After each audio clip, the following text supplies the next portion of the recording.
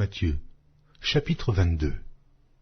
Jésus, prenant la parole, leur parla de nouveau en parabole, et il dit, « Le royaume des cieux est semblable à un roi, qui fit des noces pour son fils. Il envoya ses serviteurs appeler ceux qui étaient invités aux noces, mais ils ne voulurent pas venir. Il envoya encore d'autres serviteurs en disant, « Dites aux conviés, voici, j'ai préparé mon festin, mes bœufs et mes bêtes grasses sont tués, tout est prêt, venez aux noces. » Mais, sans s'inquiéter de l'invitation, ils s'en allèrent. Celui-ci à son champ, celui-là à son trafic, et les autres se saisirent des serviteurs, les outragèrent et les tuèrent. Le roi fut irrité, il envoya ses troupes, fit périr ses meurtriers et brûla leur ville. Alors il dit à ses serviteurs, « Les noces sont prêtes. » Mais les conviés n'en étaient pas dignes.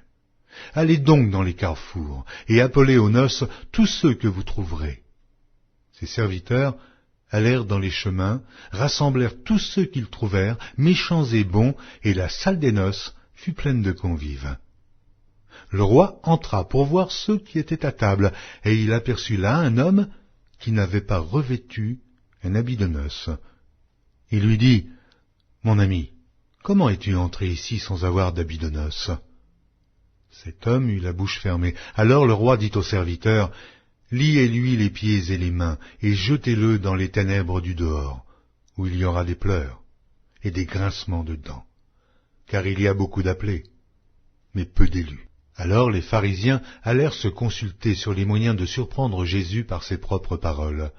Ils envoyèrent auprès de lui leurs disciples avec les Hérodiens qui dirent, « Maître, nous savons que tu es vrai, et que tu enseignes la voie de Dieu selon la vérité, sans t'inquiéter de personne, car tu ne regardes pas à l'apparence des hommes. Dis-nous donc ce qu'il t'en semble. Est-il permis ou non de payer le tribut à César ?» Jésus, connaissant leur méchanceté, répondit, « Pourquoi me tentez-vous, hypocrite? Montrez-moi la monnaie avec laquelle on paie le tribut. » Et ils lui présentèrent un denier. Il leur demanda, « De qui sont cette effigie et cette inscription ?» « De César, lui répondirent-ils. Alors il leur dit, « Rendez donc à César ce qui est à César, et à Dieu ce qui est à Dieu. » Étonnés de ce qu'ils entendaient, ils le quittèrent et s'en allèrent.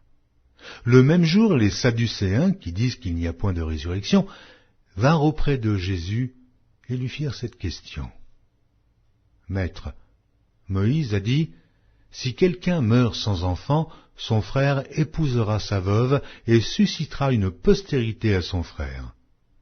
Or il y avait parmi nous 7 frères. Le premier se maria et mourut, et, comme il n'avait pas d'enfant, il laissa sa femme à son frère. Il en fut de même du second, puis du troisième, jusqu'au 7e. Après eux tous, la femme mourut aussi. À la résurrection duquel des 7 sera-t-elle donc la femme? Car tous l'ont eue. » Jésus leur répondit, « Vous êtes dans l'erreur, parce que vous ne comprenez ni les Écritures, ni la puissance de Dieu. Car, à la résurrection, les hommes ne prendront point de femmes, ni les femmes de mari, mais ils seront comme les anges de Dieu dans le ciel. Pour ce qui est de la résurrection des morts, n'avez-vous pas lu ce que Dieu vous a dit? Je suis le Dieu d'Abraham, le Dieu d'Isaac et le Dieu de Jacob. Dieu n'est pas Dieu des morts, mais des vivants. » La foule qui écoutait fut frappée de l'enseignement de Jésus. Les pharisiens, ayant appris qu'il avait réduit au silence les Sadducéens, se rassemblèrent, et l'un d'eux, docteur de la loi, lui fit cette question pour l'éprouver. « Maître, quel est le plus grand commandement de la loi ?» Jésus lui répondit, « Tu aimeras le Seigneur ton Dieu de tout ton cœur, de toute ton âme et de toute ta pensée. C'est le premier et le plus grand commandement. Et voici le second, qui lui est semblable. Tu aimeras ton prochain comme toi-même. » De ces 2 commandements dépendent toute la loi et les prophètes. Comme les pharisiens étaient assemblés, Jésus les interrogea en disant, « Que pensez-vous du Christ?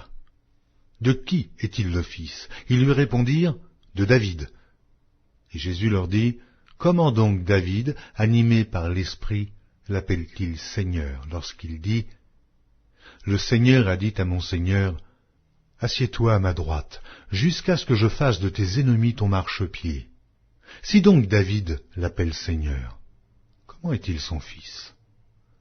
Nul ne put lui répondre un mot, et depuis ce jour, personne n'osa plus lui proposer des questions.